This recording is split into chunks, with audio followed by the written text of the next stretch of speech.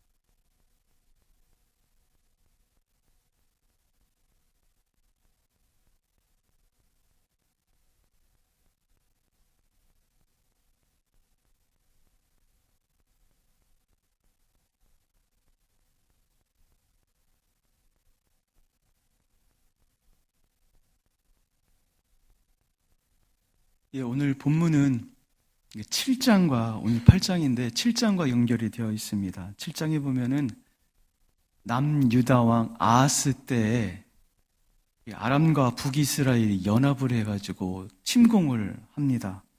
연합해서 쳐들어왔다는 것은 그 나라를 반드시 정복하겠다는 의지가 담겨져 있죠. 따라서 침략을 당하는 백성들의 입장에서는 엄청나게 두렵고 떨리는 일일 수밖에 없을 것입니다. 그래서 7장 2절에 보니까 그 연합군의 침공에 의해서 아하스 왕과 백성들이 숲이 바람에 흔들리는 것처럼 이렇게 흔들렸다라고 말씀을 하고 있습니다. 이때 하나님께서 이사야 선지자를 보내셔서 아하스에게 하나님의 뜻을 알려주십니다. 하나님의 뜻은 무엇이냐면은 네가 그렇게 두렵게 생각하는 연합군들 망하게 될 것이다. 해망하게 된다. 두려워하지 마라. 오히려 두려워할 분은 하나님이시고 하나님을 굳게 믿어라. 믿고 서라. 라고 말씀을 해요. 그런데 아하스가 믿지를 못해요. 그래서 하나님께서는 한 번 말씀하지 아니하시고 또 다시 말씀을 하시죠. 이번엔 징조를 보내주시는데 어떤 징조를 주시냐면 임마누엘의 징조를 이렇게 말씀을 해주십니다. 그럼에도 불구하고 또 믿지를 않습니다. 그렇기 때문에 오늘 8절, 오늘 본문의 말씀 가운데 또 다시 말씀을 하세요. 말씀의 내용은 무엇이냐면은 연합군은 망한다는 거예요. 그렇기 때문에 하나님만 의지하며 나가라고 하는 말씀이 오늘 본문의 말씀입니다. 1절 말씀에 보니까 여호와께서 내게 이르시되, 이사야에게 이르셨다고 말씀을 하십니다. 어떤 말씀입니까? 이사야에게 큰 서판을 가지고, 서판이라는 것은 칠판을 의미를 합니다. 큰 판때기를 의미를 해요. 그 위에 통역 문자로 당시에 쓰는, 사람이 글씨를 써서 알아볼 수 있는 그 통역 문자로 뭐라고 쓰냐면은 마헬 살랄 하스바스라고 이렇게 쓰라고 이야기를 해요. 이거는 마헬은 어떤 뜻이냐면은 신속히라는 그런 뜻이고, 살랄은 약탈물이라는 뜻이고요. 하스는 재빨리라는 뜻이고, 바스는 노획물이라는 그런 뜻입니다. 이것을 다 조합해보면 무엇이냐면 신속하게 노력이 있을 것이다. 노력이 신속하게 임할 것이다라는 그런 뜻입니다. 한마디로 연합군이 신속하게 망할 것이라는 것을 이 말씀을 통해서, 이 언어를 통해서 말씀하고 있습니다. 그러면서 여기에 멈추지 않으시고 2절 말씀해 보니까 어떻게 하시냐면 이 일에 확증이 될 것을 말씀하시면서 두 명의 증인을 세워주시는 것을 볼 수 있습니다. 2절 말씀해 보면은 진실한 증인, 여기 진실한 증인은 사회적으로 인정받는 그 사람을 말합니다. 사회적으로 어느 정도 인정받을 수 있는 그 사람, 그 인물이 나오는데요. 제사장 우리야, 그리고 여베레기야의 아들 스가랴가 나옵니다. 여기서 제사장 우리야는 아하스 왕 통치 시절에 최고의 그 제사장의 역할을 했던 사람이 이 사람이고, 이 스가랴라는 사람은 어떤 사람이냐면 아하스의 장인이 된다고 이야기를 하고 있습니다. 아무튼 두 명의 신실한 사람을 세웠다는 것은 무엇이냐면 지금 이사야에게 주시는 그 패망의 말씀이 확실하고 진실하다는 것을 지금 보여주고 있습니다. 근데 또 여기서 끝나지를 않아요. 또 세 번째 다른 표징을 보여주시는데 그것이 무엇이냐면은 이사야가 아내와 동침함으로 인해서 아들을 낳습니다. 근데 아들 이름을 뭐라고 지어주냐면은 아까 위에서 이야기했던 그 말처럼 마알살렐 하스바스라고 이렇게 이름을 지어줘요. 아들 이름이 신속히 노력을 당할 것이다. 신속히 노력이 임할 것이다라는 그런 뜻입니다. 이렇게 세 번에 걸쳐가지고 계속해서 이렇게 말씀을 해주시고 있어요.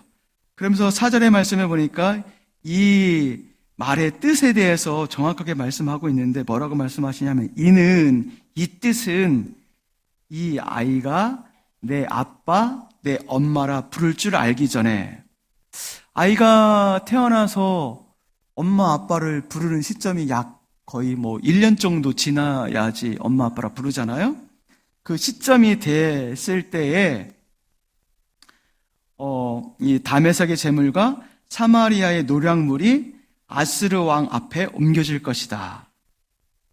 연합군이 망하게 되어서 누구한테 망한다는 겁니까? 아스로에게 망한다는 거예요. 아스로에게 망하게 될 것에 대해서 지금 말씀을 하고 있습니다. 오늘 1절부터 4절까지의 말씀 가운데 하나님은 어떤 분이십니까?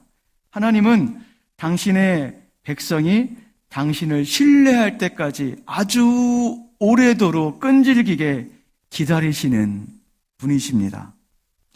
그 어떤 사람은 하나님의 심판에 대해서 하나님은 너무 단호하신 거 아니에요?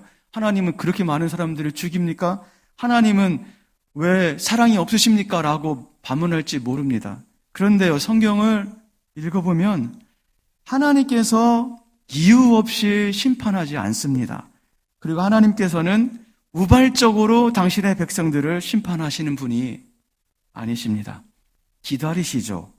어느 정도 기다리시냐면 우리가 아주 답답하고 아주 이렇게 답답하게 생각할 정도로 기다리셔요. 아주 오래 기다리셔요. 아주 충분히 기다리시는 분이 바로 하나님이십니다. 그러나 하나님은 그 기다림으로 끝나는 것이 아니라 하나님의 뜻을 그 기다림 속에 계속해서 한 번, 두 번, 두 번도 안 되면 세 번, 세 번도 안 되면 네 번, 다섯 번 계속해서 알려주세요.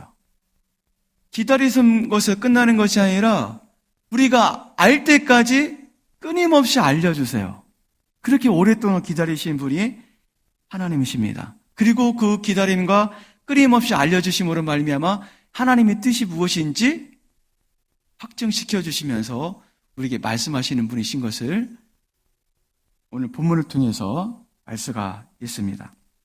그렇다면 오늘 본문을 통해서 내게 주는 교훈은 무엇일까요? 내게 주는 교훈은 무엇이냐면 그 하나님을 신뢰하고 하나님의 말씀을 굳게 믿어야 된다는 것입니다. 하나님은 당신의 백성에게 당신의 열심을 통해서 말씀을 해주십니다. 그렇다면 우리는 끊임없이 말씀해 주시는, 말씀으로 다가오시는 하나님의 말씀을 믿음으로 반응을 해야 합니다. 그것이 현실적으로 가능해 보이지 않고 우리의 이성적으로 판단해서 합당하지 않고 우리의 마음에 들지 않는다 할지라도 하나님의 말씀이기 때문에 그 말씀을 믿으시면서 반응을 하며 나가셔야 됩니다. 왜 그럴까요? 우리는요, 한치 앞만 봐요. 바로 앞에 있는 것만 봐요. 근시안적인 눈만 가지고 있습니다. 그러나 하나님은 근시안적 눈을 가지고 계시는 분이 아니라 먼 미래를 보시는 분이십니다. 먼 미래의 계획을 갖고 계시는 분이십니다. 그렇기 때문에 하나님을 신뢰하십시오. 아무리 우리가 우리의 생각으로 우리의 마음으로 들지 않는다 할지라도 그분이 말씀하시고 그분께서 끊임없이 우리에게 찾아와서 말씀하신다면 그 말씀을 신뢰하셔야 됩니다. 왜냐? 그분은 먼 미래를 계획하고 계시는 분이시기 때문에 그렇습니다. 계속해서 5절부터 8절까지의 말씀을 보면 이 8절까지의 말씀은 연합군을 패망시키시겠지만 그럼에도 불구하고 그 범죄한 유다 가운데 극한 위기가 닥칠 것에 대해서 말씀을 해요. 윗절까지는 연합군이 패망할 거야 이렇게 말씀하시지만 오늘 5절부터 8절까지의 말씀은 그것을 믿지 않는 그 죄, 그 유다가 그것을 받아들이지 않는 그 죄에 대해서 아주 심각한 위기 상황까지 오게 될 것이다 라고 말씀을 하고 있습니다. 5절 말씀해 보니까 여호와께서 다시 내게 말씀하시되 이사야에게 말씀을 하시는 거예요. 그러면서 6절 말씀해 보니까 유다의 죄를 고백을 합니다. 어떤 죄입니까? 이 백성은 유다를 의미를 합니다. 천천히 흐르는 실로와 물을 버리고 하나님과 언약을 맺은 유다 백성들을 말을 합니다. 그 사람들 그 하나님을 버렸다는 것을 말씀을 하고 있어요. 그러면서 르신과 르말라의 아들을 기뻐한다. 연합군 아람과 북이스라엘의 연합군을 선택했다는 거예요. 기뻐했다는 것은 선택했다는 겁니다. 지금 누구를 버리는 거예요? 하나님과 언약을 맺었던 맺은 그 언약을 버려버리고 지금 침공하고 있는 그 연합군들을 선택했다는 거예요. 그렇기 때문에 그러므로 7절에 주 내가 하나님께서 흥룡하고 창일한 큰 하수 곧 아스로 왕과 그의 모든 위력으로 그들을 덮을 것이라. 그 모든 골짜기가 차고 모든 언덕에 넘쳐 흘러 유다에 들어와서 가득하여 목에까지 미치리라. 그 아스로 왕이 유다를 다시금 침공을 하는데 계속해서 여기서 강조되고 반복되는 단어가 무엇이냐면 넘쳐 흐르고 뒤덮을 것이며 창일할 것이며 가득할 것이며 어디까지 가득하냐면 목까지 가득한대요. 물이 창일해가지고 목까지 가득한다는 것은 무엇을 의미하냐면은 그러니까 심한 압박을 주시는 거예요. 근데 목숨은 빼앗지 않는다는 것을 의미를 합니다. 하나님께서 하나님을 신뢰하지 않는 이스라엘 백성을 심판을 하시는데 그럼에도 불구하고 목숨만은 살려주시겠다. 압박을 하시지만 목숨만은 살려주시겠다라고 지금 말씀을 하고 있습니다. 왜 그럴까요? 왜 목숨만은 살려줄까요? 그 다음 구절이 나와 있어요. 중반절에 8절 중반절에 보면 임마누엘이여. 임마누엘 하나님께서 그가 펴는 날개가 내 땅에 가득하리라. 임마누엘 하나님께서 당신의 백성을 보호해 주시기 때문에 그렇다라고 말씀을 하고 있습니다.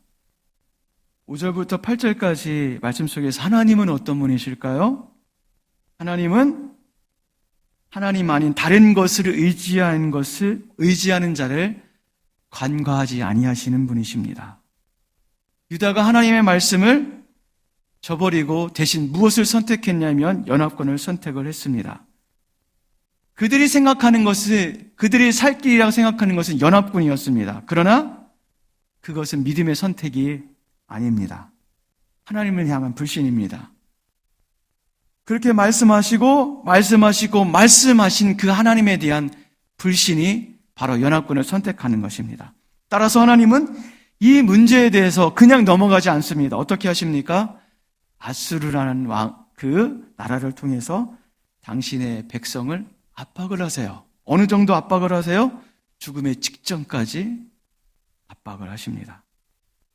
그렇다면 하나님께서 그렇게 압박을 하시는 이유가 무엇일까요? 그 압박을 하시면서 힘들어하고 고통스러워하는 백성을 보면서 그래 내 말을 안 들었더니 잘됐다 이렇게 하기 위해서 하나님께서 압박을 하실까요? 그렇지 않습니다.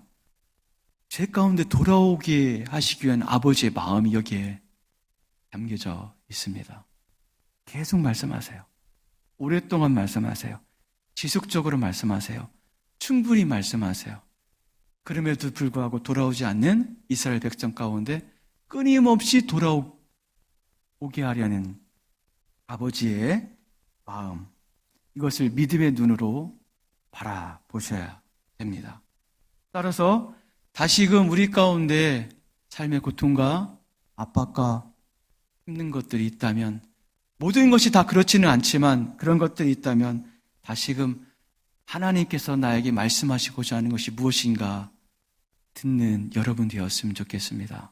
분명 하나님께서 여러분에게 지금 말씀을 하고 계실 것입니다. 왜 말씀을 하십니까? 돌아오라, 돌아오라. 다시금 하나님과의 관계 가운데 하나님과의 친밀한 관계를 맺기 위해서 돌아오라 말씀하시는 그 사인인 줄 아시고 다시금 하나님의 음성 가운데 민감하게 반응하시는 여러분 되길 주님의 이름으로 축원을 드립니다. 우리 몇 가지 기도 제목을 놓고 잠시 기도하는 시간을 갖도록 하겠습니다. 첫 번째 기도 제목